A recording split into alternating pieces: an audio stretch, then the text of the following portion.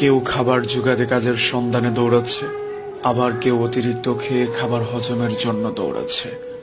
গভীর রাতে কারো বিলাসবহুল গাড়ি থামছে নিষিদ্ধ পল্লীতে, ঘরে অপেক্ষারত স্ত্রী দীর্ঘ শ্বাস ফেলছে। কেউ ভাঙা গড়ে থেকে ওই স্ত্রীকে নিয়ে অবিরত সুখের স্বপ্ন বুনছে। কেউ ভাবছে আর কয়টা দিন, ডিভোর্স পেপারে সাইন করলেই মুক্তি। কেউ একটা সম্পর্ক টিকিয়ে রাখার জন্য রীতিমতো যুদ্ধ করে চলছে। কেউ সন্তান ডাস্টবিনে ফেলে দিয়ে দায় মুক্ত হতে চাইছে, কেউ একটা সন্তানের জন্য সারা জীবন হাহাকার করে যাচ্ছে।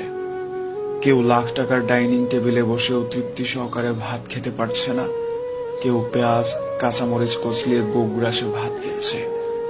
কারো দামি খাটে শুয়েও আবার ঘুমের ওষুধ খেতে হচ্ছে, কেউ আবার হিমেল হাওয়ায় রাস্তায় ওভারব্রিজে ও ঘুরে ঘুমোচ্ছে। কারো পড়ার টেবিলে নতুন বইয়ের সমারোহ, কিন্তু